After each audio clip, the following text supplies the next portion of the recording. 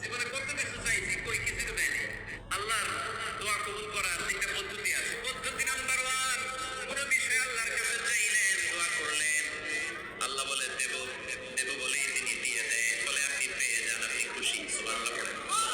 পদ্ধতি নাম্বার 2, আপনি আল্লাহর কাছে কিছু চাইলেন, আল্লাহ তখন বলে বান্দা করে দেব, রিজেক্ট করে দিলাম, এটা বলে না, দেব তবে এখন না, একটু দেরি করে, পরে দেব, কখন দিলে আমার জন্য ভালো, আমার চেয়ে ভালো জানে কি।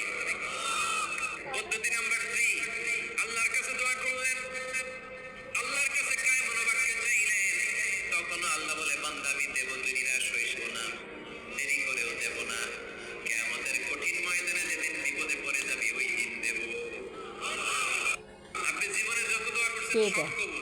অনেকে বলে হুজুরের একটা কথা বলেন, কত দোয়া করলাম, জীবনে কত কিছু চাইছি, কই কিছু দেয়নি। এটা এআই দিয়ে আল্লাহর বানাইছে।